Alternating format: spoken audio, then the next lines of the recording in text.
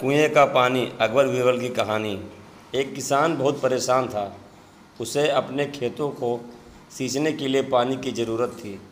इसलिए वह कई दिनों से अपनी ज़मीन के आसपास किसी कुएं की तलाश कर रहा था।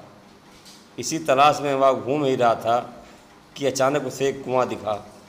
यह कुआं उसके खेतों से बहुत नज़दीक था, इसलिए किसान बहुत खुश हुआ। उसने सोचा कि अब उसकी परेशानी खत्म हो गई। यह सोचकर वह खुशी खुशी घर चला गया। अगले दिन वह पानी लेने कुएं पर पहुंचा। जैसे ही उसने कुएं के नज़दीक रखी बाल्टी कुएं में डाली, वहां एक आदमी आ धमका। वह किसान से बोला, यह कुआं मेरा है, तुम इससे पानी नहीं ले सकते। अगर तुम इस कुएं से पानी लेना चाहते हो तो तुम्हें इस कुएं को खरीदना होगा। यह बात सुनकर किसान कुछ देर रुका और फिर मन ही मन सोचने लगा कि अगर मैं इस कुएं को खरीद लूं तो मुझे कभी पानी की कमी नहीं होगी और ना ही मुझे पानी के लिए इधर उधर भटकना पड़ेगा।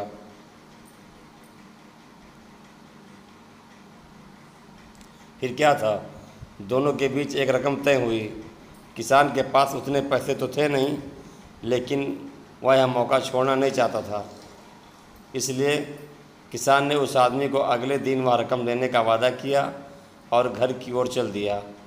किसान के लिए कुआं खरीदने का यह अच्छा मौका था, इसलिए वह इस काम में ज़रा भी देर नहीं करना चाहता था। घर पहुंचते ही उसने अपने करीबियों और दोस्तों से इस बारे में बात की और कुएं के लिए तय हुई रकम का इंतज़ाम करने में जुट गया।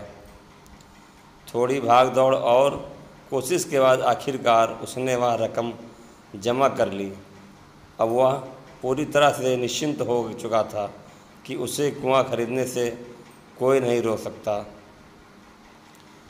जमा हुए पैसों को लेकर वह फिर घर से चल दिया। उसे बड़ी बेसब्री से इंतज़ार था कि कब रात खत्म होगी और वह कुआं खरीदने जाएगा। इसी सोच में वह पूरी रात सो नहीं सका।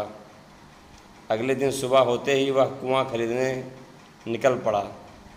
उस आदमी के घर पहुंच किसान ने उसके हाथ पर पैसे रखे और कुएं को खरीद लिया। अब तो कुआं किसान का हो गया था। तो फिर उसने पानी निकालने में देर नहीं की।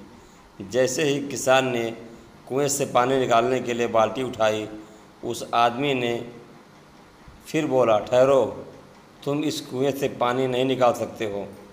मैंने तुम्हें कुआं बेचा है, कुएं का पानी अभी भी मेरा है।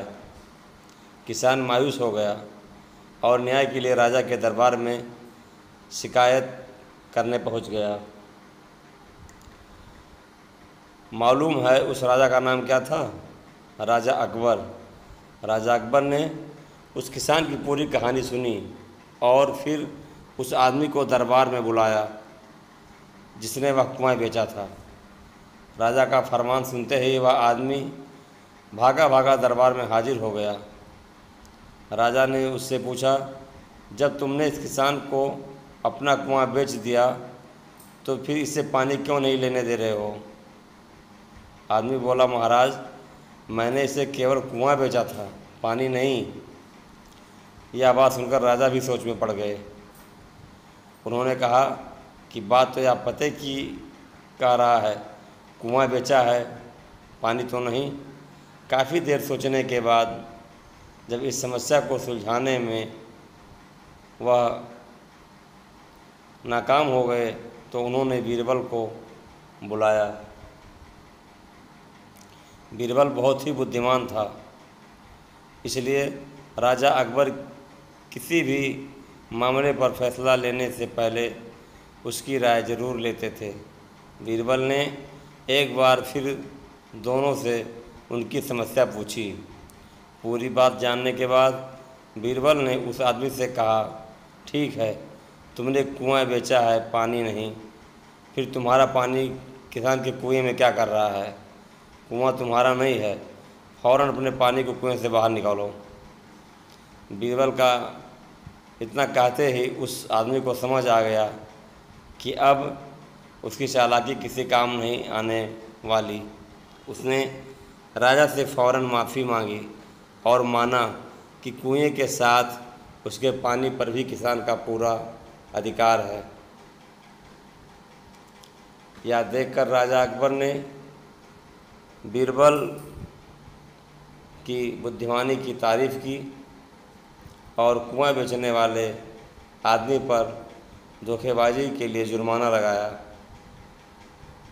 इस कहानी से सीख मिलती है कि अपने आप को दूसरों से अधिक चालाक नहीं समझना चाहिए, साथ ही धोखा देने की आदत से भी दूर रहना चाहिए, क्योंकि कोई ऐसा भी हो सकता है जो आपसे अधिक बुद्धि का इस्तेमाल करना जानता हो।